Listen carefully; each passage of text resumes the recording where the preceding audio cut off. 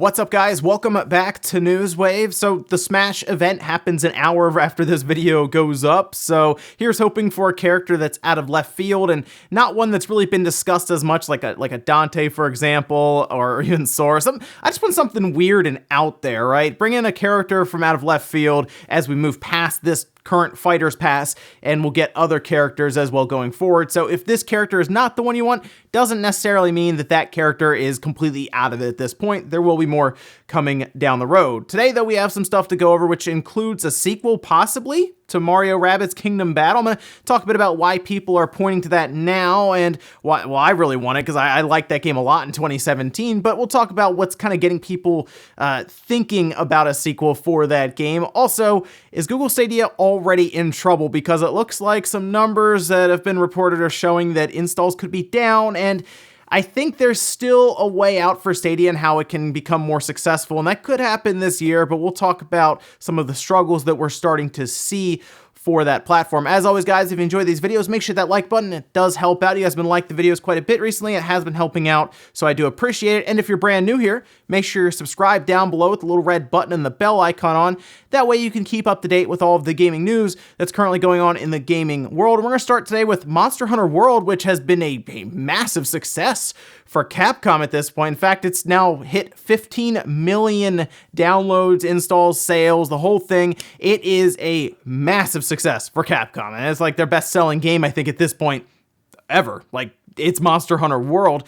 What a great idea, by the way, to take that franchise, which has been built up on multiple platforms, but separately, right? We had it on the PSP, you have it on like the 3DS, you have it on the Wii, the Wii U. It kind of jumped around, but then they just dropped it out there on the Xbox One, the PS4, and the PC. Large install base there between all three of them, and it just took off. I see people talk about it on the PC all the time where the performance is pretty good, and at least recently there was an issue with, I know, the DLC that kind of hurt performance, but for the most part, I see people playing it on Steam all the time. So yes, Capcom has done well there, and it does make you wonder where the future is after this most recent expansion for Monster Hunter World, if there are just more expansions coming, or if they'll just have a full-blown sequel coming up down the road. And of course, will they also do a separate Monster Hunter for the Switch after the recent one there, which was basically the 3DS version kind of moved over, actually sold up to expectations. So I do think there is quite a bit of Monster Hunter coming down the pipeline for fans. Also, if you're a fan of the Sega Ages collection, maybe you really liked the Sonic the Hedgehog game that they released. I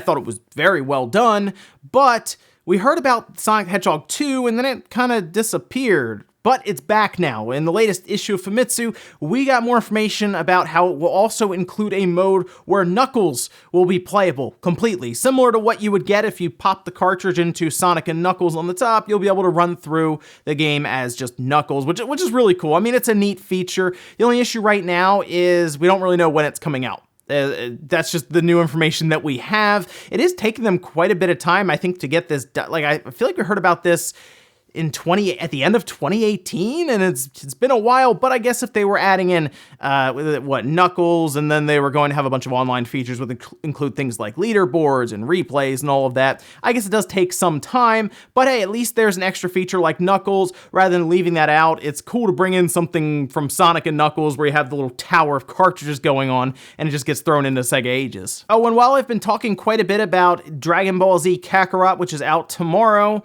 and I'm going to pick that up, I guess, either on PC or the Xbox One X. I like to see how the consoles, the upgraded consoles, will run some of these games, whereas PC, I know the PC is going to do really well with it.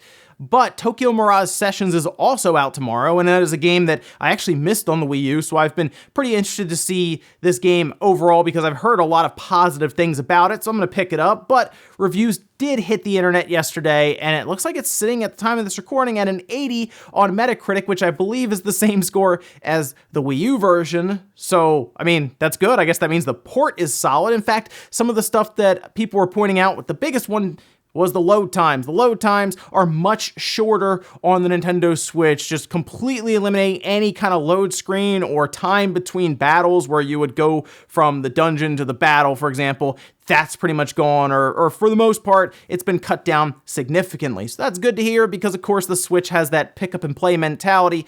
I'm happy to hear that there's not a lot of just waiting at load screens. Of course, you also don't need the gamepad. A lot of it's been integrated into the HUD and an options menu for different parts of the game. So I'll be checking that one out when it drops tomorrow, picking that up and picking up Dragon Ball Z Kakarot. And guys, with some of the quick news out of the way, let's get into the bigger stuff. Let's talk about Mario plus Rabbids Kingdom Battles, a game that I really liked. It's basically Ubisoft, Nintendo, and XCOM kind of just smashed together, and I think Ubisoft Milan did a very good job on that game. At the time, I thought it was one of the best looking games on the Switch. I know Breath of the Wild was there, and then of course we got Mario Odyssey, but man, that game for some reason, it was so colorful, it popped off the screen, and it just looked really clean on the Switch when it was even in portable mode. So I liked it a lot. I thought it was a really cool take on the strategy style game that we've been accustomed to with something like XCOM, for example. Yeah, I really liked it. So to hear the possibility of a sequel, which the game sold millions of copies, so at least the sales history is there, and that was when the Switch was still pretty new at the time, and since then it's built up a much larger install base where we believe that it's around or just north of 50 million units. Yeah, I don't see why they wouldn't look at that and say, you know what, let's do a sequel to this game. People already know it. You know, there are a lot of fans of it right now. Let's make a sequel, sell more, and continue the story in the game. I like that idea, and Video Game Chronicles spotted this job listing by Ubisoft Milan asking for a 3D animator for animation for what they say is a prestigious AAA title. Well, I mean, that could be a couple of things. You know, they don't necessarily just have to be working on a Mario plus Rabbids Kingdom Battles game, a sequel, but I think that would be a good one for them to do, right? And while they have been pressed at times, East Guillermo has been asked, hey, what about a sequel to Kingdom Battles? What do you think about that one? And he's always like, oh, you know what? We're kind of working with them. We don't want to say anything right now. So I do feel like there's something there. However, if they're hiring now, when would this game actually come out? The one thing I will point out, they were really bad about keeping leaks from happening with the first one. So hey, even if it's not due out for another 2 years or a year and a half, maybe we'll hear about it, you know, tomorrow or something. The other thing about this is I was really hoping that one of Ubisoft's projects or collaborations with Nintendo, at least the next one we heard about, would be something with Star Fox, because I really do think with Starlink and Star Fox, I think Ubisoft had something there. They had to make Star Fox and his team fit into that game, and rather than just build around just Star Fox, they had to have these, I'll be honest, boring characters in Starlink. But I always like when Star Fox's missions came up, that's all I wanted to do. I just wanted to play as Fox the whole time, fly around in the R-Wing, and I was fine with that. So that's actually the project that I would really like to see, but I mean, it'd be really cool to see a sequel to Mario Rabbids as well, so maybe we get 2 different projects there. Why not? You know, they're showing that they have some talent there on the Switch. Why not make a couple games with Nintendo? Next up, let's talk about Google Stadia, which I feel like is something that a lot of people have already forgotten about, despite it launching in November, so it really has not been that long since this came out. Now, I know it technically launched in early access. We got to a point where you couldn't even buy the game through the Google Stadia app or app on your actual device, whether it was your PC or your Chromecast. You had to go to your cell phone to buy the game, and then it would show up. And that was like so strange. They've fixed that, by the way. At this point, you can navigate the store and all of that through your Chromecast, but it still felt like it was in early access when they launched it, and they sold it to people for $130. It was a whole thing, but you did have to install an app on your cell phone, and that is a way that people are currently tracking to see, hey, who is using Google Stadia, whether it's through a buddy pass, or I guess if you're just general interest in the service, you're downloading the app and all of that. Well, Sensor Tower has been tracking it, and this was actually a write-up where people started to notice that some of the numbers are kind of declining after we're getting totals of the overall installs over the past few months. So Pocket Gamer actually looked into this from Sensor Tower, and they reported from November 5th to January 13th, just the other day, the mobile app version of Stadia has accumulated 550,000 installs, which, okay, that's fine. But there's one thing to note here, of course. The back half of November accounted for 383,000 of those downloads, which means it has not even increased by 50%. It's closer to 40% right now, which means that we are on a bit of a decline, a downturn for Stadia. I think there was a lot of hype when it first showed up, right? It was like, wow, you don't need a PC or a console to play these games. What's the input latency like? How does it look? There was a lot of curiosity, I'll say, around this thing. So much so that people were dropping $130, and you got a controller and a Chromecast and a buddy pass even out of it. So maybe someone went in on with another person and you split it, I guess. And well, someone's going to get the Chromecast and the controller. The other person's going to get, I guess, just the browser functionality, which was pretty limited, I think, still, right? It's like 1080p and it doesn't look the best in the browser a lot of times, but they have been improving the overall functionality of the service. Achievements got added in. They've been working on it, but I do feel like interest is being lost. Now, how can they fix that? Well, the best way to fix it, I would assume, is to make it free. And that is something that is coming. A free version of Google Stadia is coming sometime this year, and that means that they will be able to integrate it into YouTube. But I do think they also need to be a bit more aggressive. They need to make just a game outright free, just straight up. Like, just completely free overall. Figure out a game that you think will work. You can even leverage some free-to-play games, like the idea of Fortnite just working in a browser on a PC that isn't designed to play a game, like maybe the office PC at work or something, right? If you can access that and it works fine, that's something you could do, tie it into Fortnite and other free-to-play games. But yes, Stadia needs that free option and needs it soon, because it does look like they are slowing down in terms of interest, installs, and these things are their services. They run on monthly active users. If you start losing them, the service, it has no purpose. Next up, let's talk about Super Nintendo World. And I have been following this somewhat, I know it's not going to be opening anywhere near me for a long, long time, or at least a while anyway. They did say that they were aiming to open in Osaka, Japan, just ahead of the Tokyo 2020 Olympics, which I believe is right at the end of July. I think they'll start like July 24th.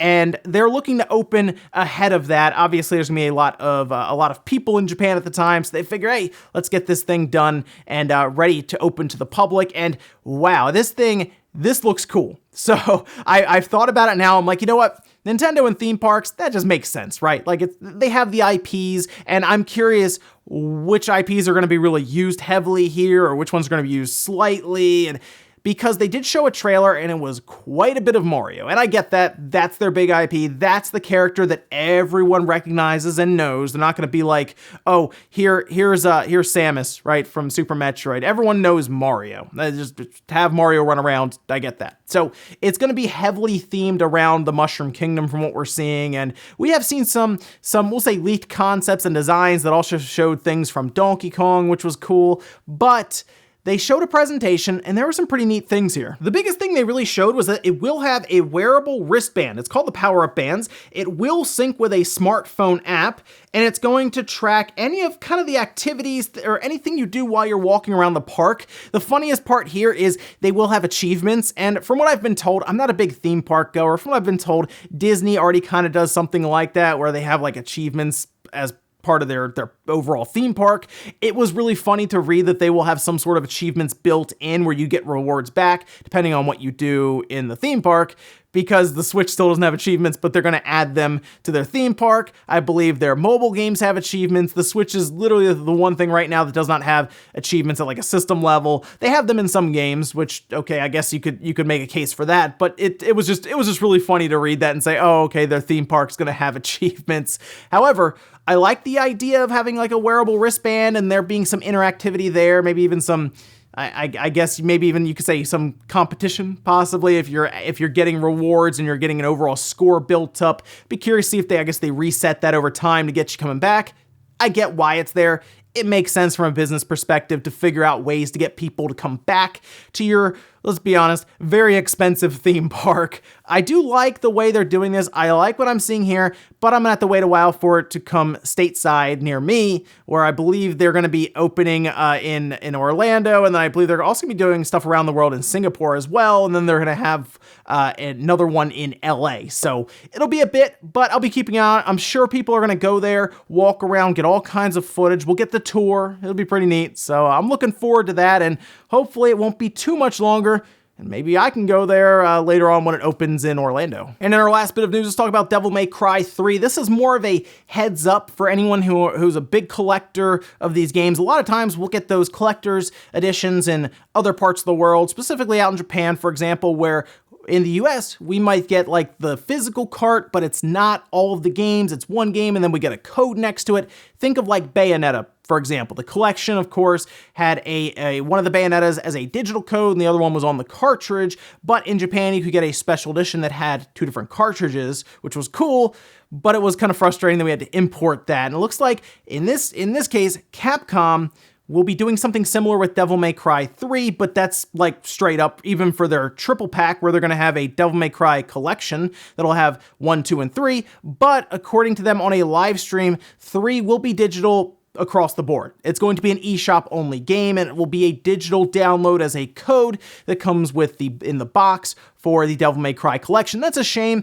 Capcom's been doing this. It's not surprising for me to hear that Capcom is the one doing this. They've done this with a lot of stuff. They keep doing it to me with Mega Man. Okay, the Legacy Collection, the X Collection, they keep just doing codes next to the cartridge in the case. And that's what Capcom continues to do. And with Resident Evil, it was really crazy because 4 was supposed to be digital only for a while, and then eventually they put it on like a cartridge or something. It's been all over the place. I just wish they would just, you know what?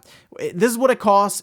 You get 3 cartridges, 2 cartridges, whatever you need to make it work, or 1 cartridge that's just larger, and this is what it costs. The Devil May Cry collection, it's for collectors, and collectors will spend a bit more if it means everything is right there on the cartridge and it goes on the shelf. Not if you get a one-time download code and it just stays on your Switch tied to your account. That, I mean, let's be honest, 20 years from now, might just be useless. And we'll finish up with the comment of the day, as you're seeing here. This one's from Cell, saying, spawn 6 a.m. is kind of early for the West Coast, Mia, and Newswave is 5 a.m., so really, I'm used to it by now. There you go, see? I was just getting everyone ready for those early morning directs that keep happening, or I guess the craziness that can happen with Gamescom, where it's like late at night or super early in the morning. Just getting everyone set up on that schedule. Although what's really funny is reading through the comments at times, I'll see that people watch Newswave at all different times when it releases. So it's just, time zones in parts of the world. Someone might be watching it when this video first goes up and it's like late at night for them, like they're about to go to bed, and then other people will watch it early in the morning on the way to work or commuting or any of that. It is interesting to read all the comments from different people that are literally at different parts, different times of the day, all at the same time. That said, I still think I would prefer a noon Eastern direct, just straight up. That way it's 9 a.m. on the West Coast, it's noon Eastern time here, straight up in the middle of the day. Same with any of the State of Play. State of Plays, I prefer them to be like even later on in the afternoon. Any of that's fine, but I get these early morning directs can be kind of annoying for people, especially if you see like it's like, what, we've seen ones where they're like 5 a.m. on the West Coast. But like I said, getting you guys ready here with Newswave. And ladies and gentlemen, that's gonna do it here for Newswave. If you enjoyed this video, make sure you hit that like button, it really helps out. If not, hit the dislike. Leave comments down below about everything we talked about, whether it's Mario plus Rabbids. Would you like to see a sequel? Or if you had to pick one, let me ask you this, if you had to pick one, would you rather have a Mario plus Rabbids sequel, or would you rather have Ubisoft take a shot at Star Fox after seeing what they were able to do with Starlink? Let me know about that one down below. And then what about Google Stadia? Is it pretty much it for Google Stadia? Because Google is known to pretty much write off any services that don't just jump completely off the page and do really, really well. If it's not doing that, do they just scrap it? That's what I'm curious about. I think we need to get to the free option and see how they integrate it with things like even Gmail. I mean, they'll put it everywhere, I think, but we'll have to see how that free option plays out for them, especially going up against something like xCloud. Thanks guys for watching, and I'll see you next time.